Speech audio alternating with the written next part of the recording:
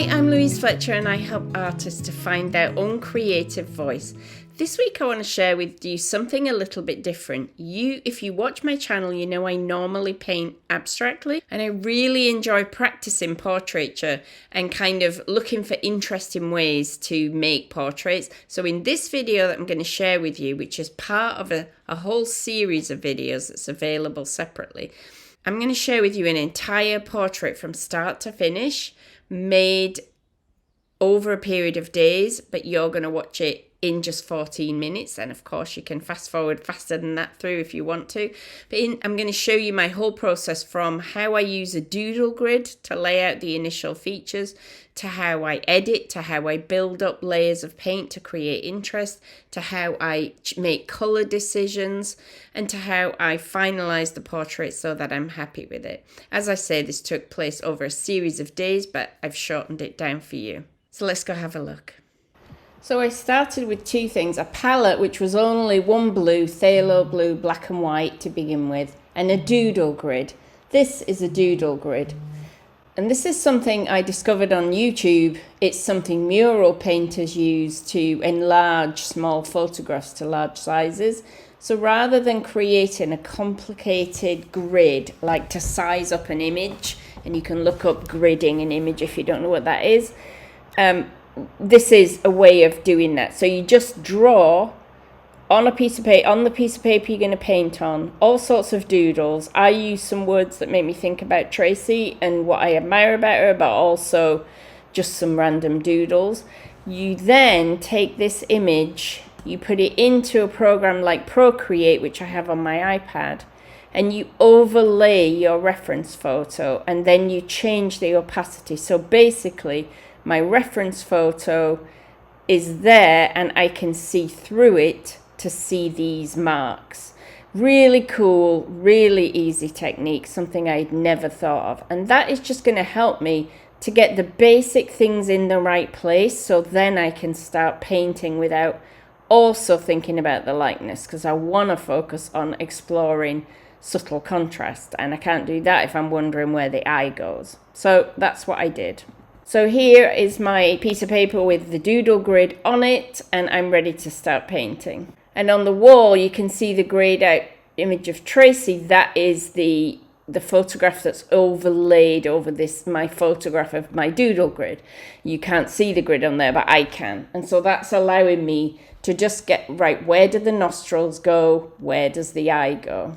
I'll just speed through this because watching me draw it out, I'm drawing it out in parts with a paintbrush, and then here I was using a pencil just to make some marks to clarify. And at the moment, the image, the outline is going to look much younger and prettier than the real Tracy, but that is because we're marking where things go. It doesn't have all the different textures and shades, it doesn't have the bags under the eyes, etc., etc. So now I carried on back with a paintbrush. This is just a small paintbrush to allow me to put in the darks and lights. And what I want to say about this is, I've mentioned this when we talked about tonal contrast, but I want to go back to it again. In any representational painting, tonal contrast gives you the lightness of what you are painting, whether it's a jug or a person, because the darks and the lights form the shapes of the face. It's where shadows hit the face and light hits the face is what forms the planes of the face. If you're painting abstractly, the tonal contrast also doesn't represent a real thing, but it does also provide the structure to the painting.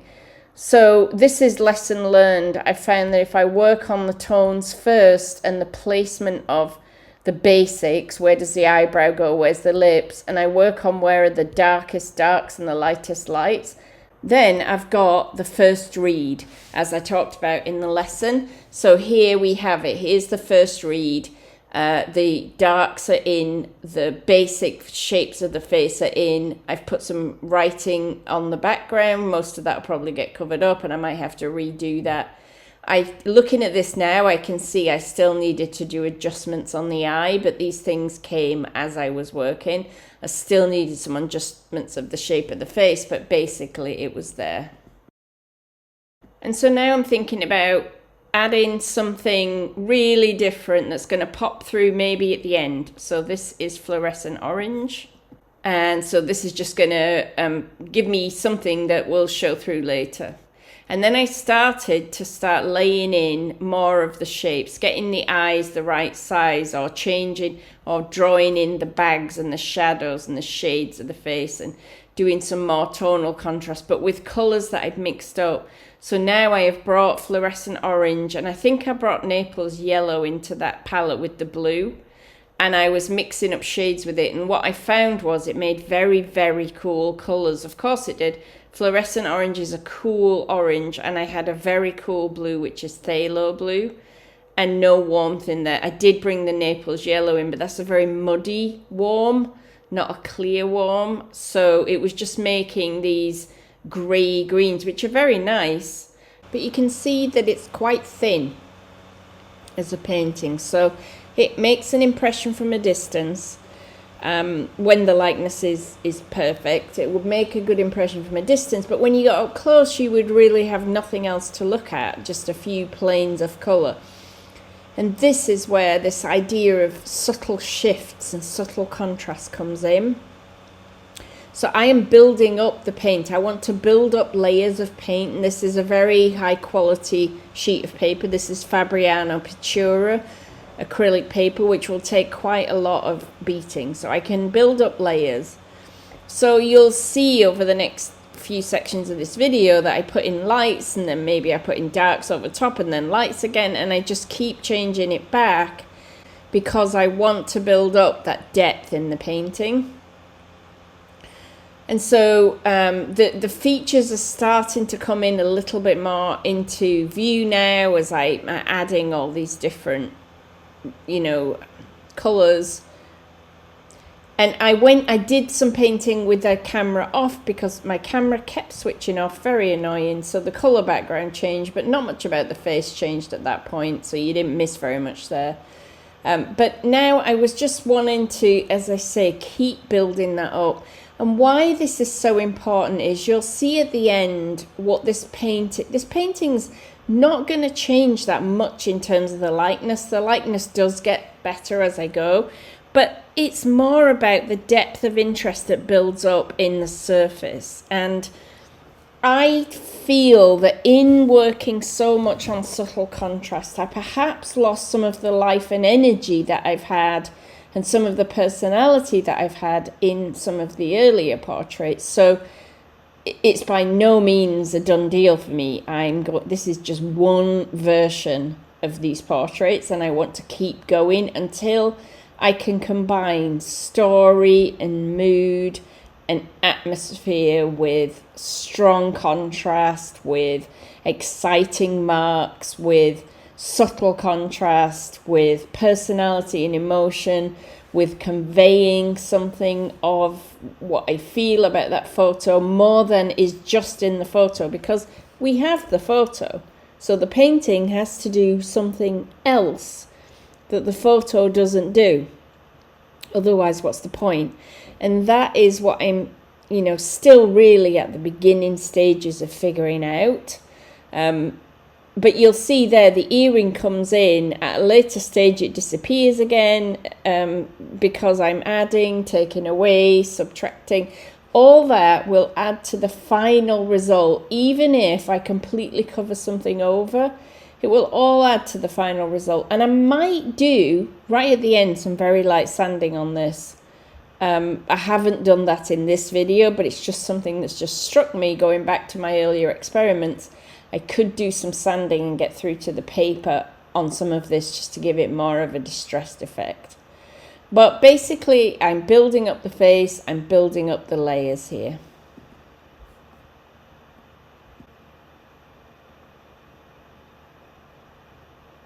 Wasn't happy with that Naples yellow in the background. I wanted more life in that, so I went back in with some fluorescent orange.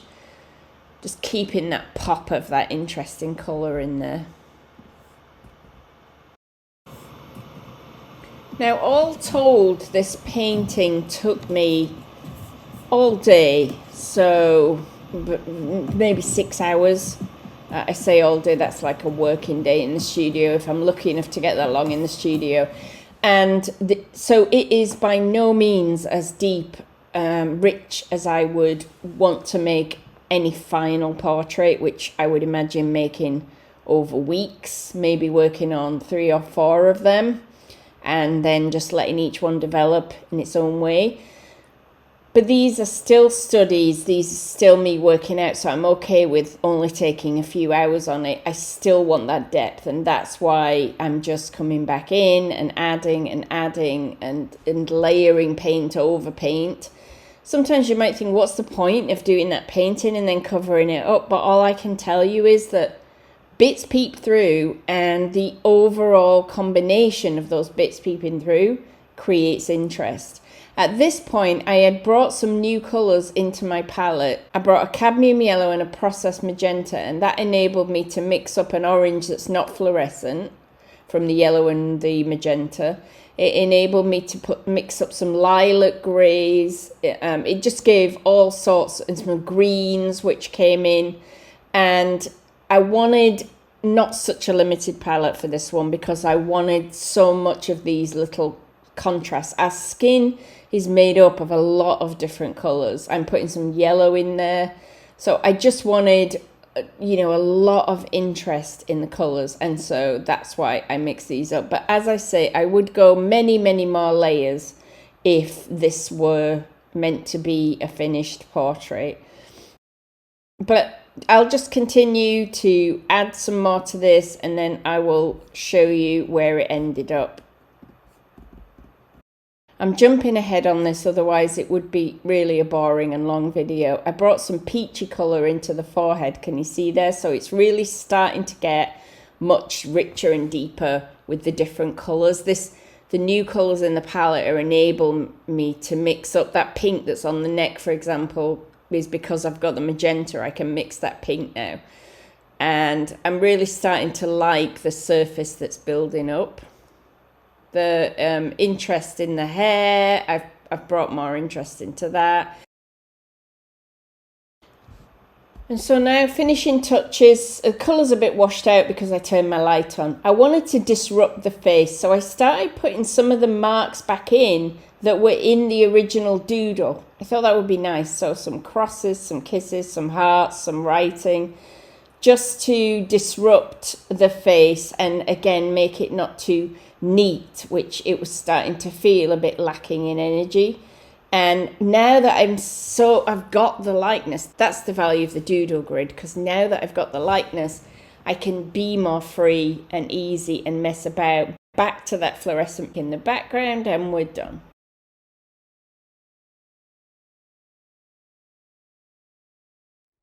And so this is how I decided to leave it. Now, can you notice the bold contrast of the dark and light and the bold contrast of fluorescent orange against black? But then all these little subtle contrasts. And my favourite part is the mouth and this bit underneath the mouth with that blue mark. Just something about that I really love. And the chin, I like the big... For me, bold marks are much more exciting than subtle marks. So it's good for me to know that. But I still enjoyed putting together these subtle colour contrasts and these gentle shifts between blue to pink to browns to different shades of the brown. And if I was to work on this for a lot longer, then I would bring a lot more of that in. So it became more and more subtle and keep going back and disrupting the face again.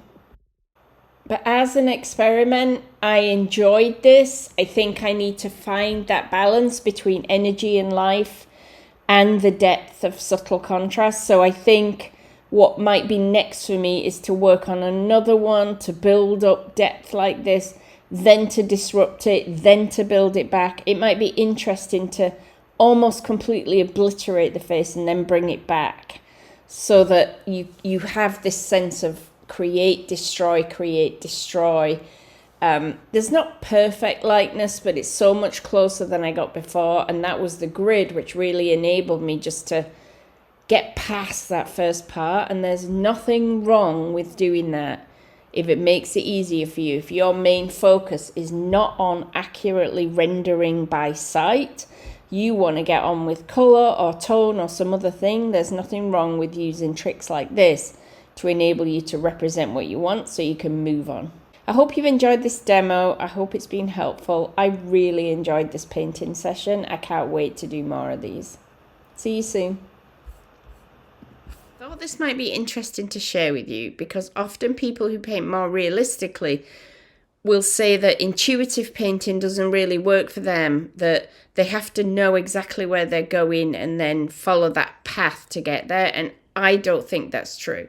I think that yes, you need to create a likeness, particularly if you're painting a portrait. It needs to look like that person unless you're actually painting more of the essence of the person, in which case a likeness might not be important. But if the likeness is important to you, that still doesn't mean that you can't allow the painting to develop in whatever way it wants to. And in my case, what that looks like is the mark making that happens, the color decisions that happen, and kind of the degree of light and dark contrast. Very strong light and dark contrast makes something feel more dramatic. Less light and dark contrast makes things feel a little bit calmer. So that's a decision that will reveal itself to me as I go along. As I said, along with mark making, textures and colors. These are all things I have no idea about when I start, and I just let evolve naturally throughout the painting process. I think that makes for a more interesting to look at painting, even when the subject is something that we recognize. I hope this was interesting to you. I hope it was inspiring to you. And if you're interested in painting realistically, maybe this has given you a way in. If you'd like to find your own creative style, I have a free download that you can find below this video. Also, I wanted to mention that this video is part of a series of 6 videos taking you through my process of exploring portraiture.